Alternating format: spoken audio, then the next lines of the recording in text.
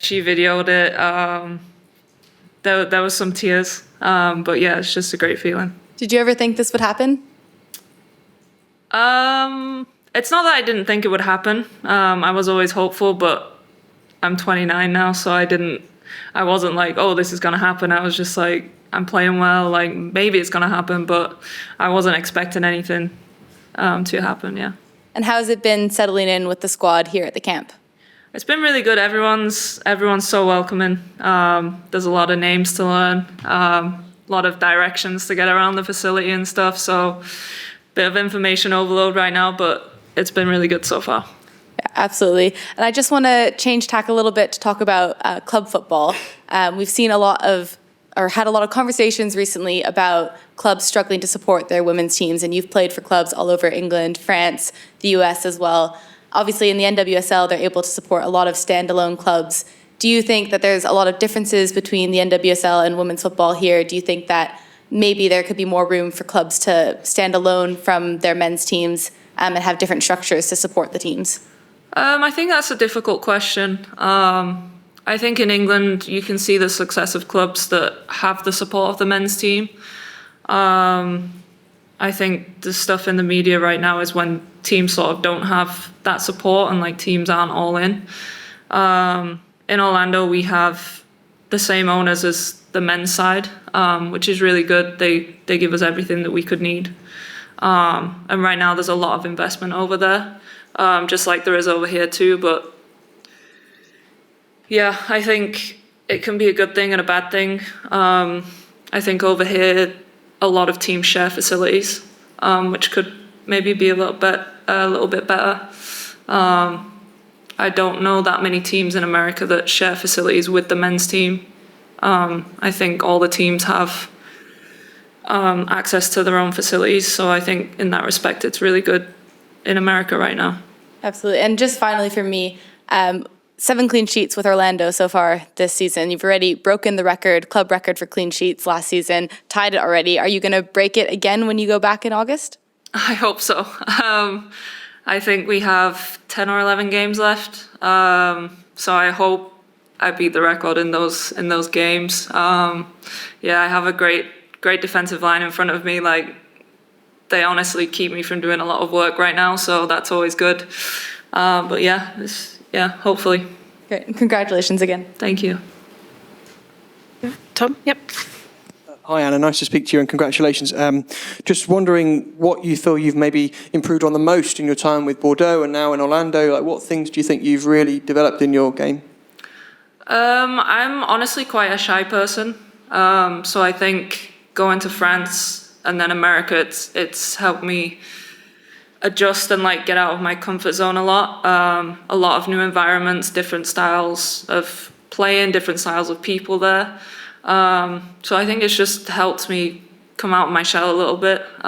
Definitely in Orlando, like I can, like I don't know, like the team just matches, like every single person in the team, like we all match our weirdness, for want of a better word there. But yeah, we all just have like a really good time and we let people be themselves. So yeah, it's been really good. On the topic of weirdness, have you got an initiation song lined up for first trip with the England team? I hope we don't have to go down that road, but I don't know yet. On a more serious note, what's today been like with Mary and Hannah and Kiara? Like, how have you got on with the group? Yeah, it's been really good. I watched training yesterday and they're a really good group. And getting to train today, yeah, it's just been really good. They've all been really welcoming, and I think we have a really good group. Great. Thank you so much. Thank you. Anyone else? Should we go to Catherine first? Yeah, hi.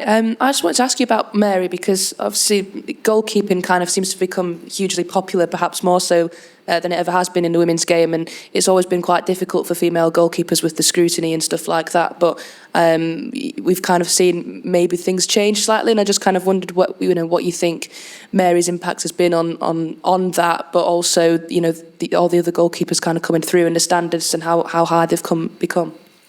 Yeah, I think the scrutiny comes from, back when I was growing up and like coming through youth systems and stuff like that, we didn't have a goalkeeper coach.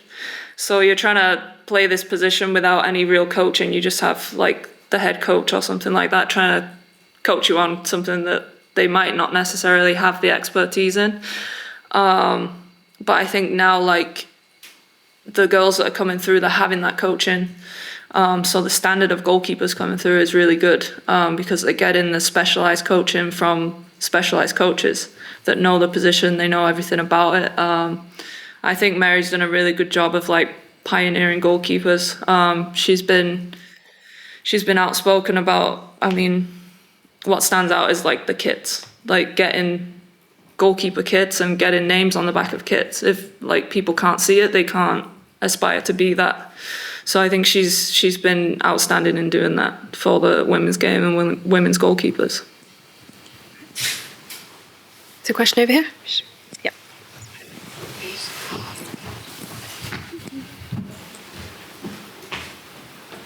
Hi Anna, I just had a question. Obviously, Esme is going off to Washington Spirit, obviously now signing for the MWSL. I wonder if she asked you any advice about going out to America, or whether you think you offer her some advice, obviously, because you're playing out there.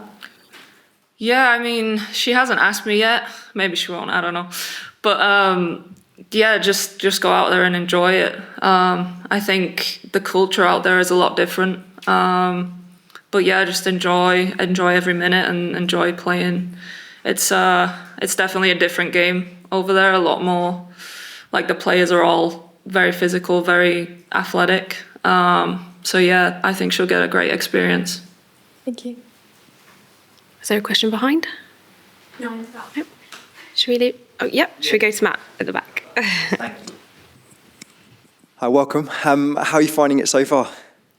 Yeah, it's been really good. I only trained this morning, didn't train yesterday, but yeah, so far so good. And the weather? Bit cold, bit wet. I want to ask a goalie about watching penalties, because I imagine as a player it's different from watching as a fan, but also as a goalie it's probably different from watching it as an attacker. What did you think of the penalties, the men's game the other night? I mean, we took 5 really good penalties. I don't think many goalkeepers are getting a chance at stopping them. It's a little bit weird. When I'm watching them, I kind of like try and guess where they're going. Sometimes I get it right, but yeah. And I know Jordan has his little list on his bottle. I'm not really one for doing that myself. I kind of just have it all in my head. I don't want the attackers to know that I know that they're going one way or the other. So.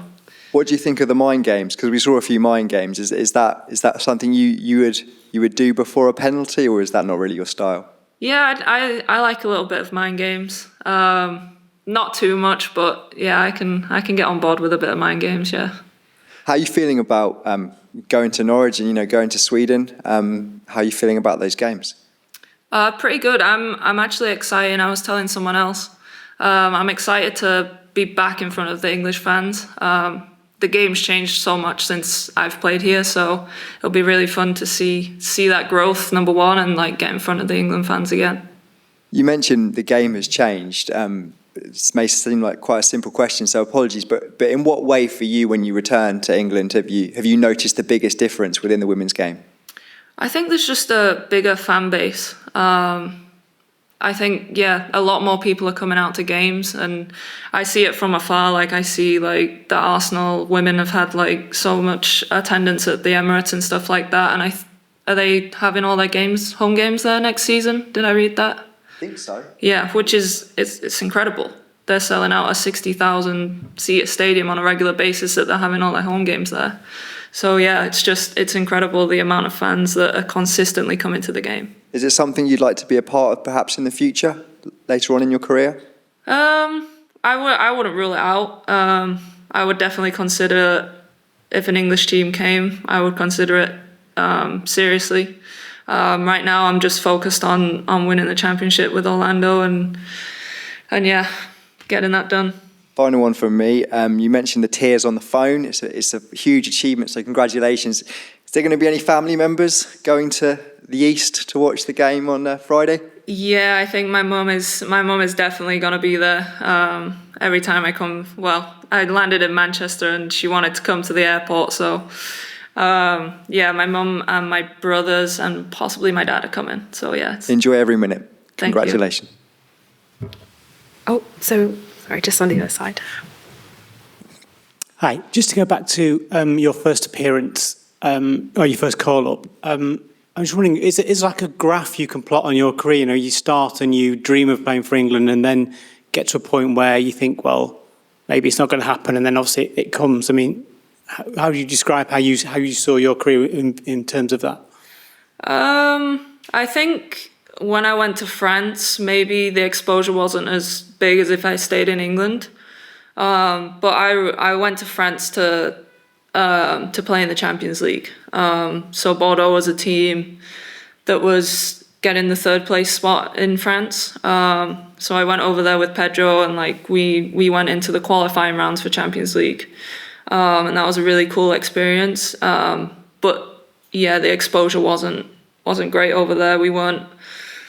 We only had like PSG and Lyon were the teams that like we were competing with, and maybe Paris FC. So week in, week out, we weren't playing the best opposition. Yeah, and then as you get older, you're kind of thinking, oh, is this ever going to happen? But yeah, I'm so happy that it's happened, and yeah. Was there ever a point where you thought, it's not going to happen, I'll just resign myself, in fact, it's not going to happen, or do you always have that sort of glimmer of hope? I wouldn't say I resigned to the fact that it was never going to happen. There was always a small hope that it was going to happen. So yeah, I wouldn't say I'd ever like completely put it off the table, but it was getting smaller and smaller, yeah. Great, we'll leave it there. Thanks, everyone. Thank you.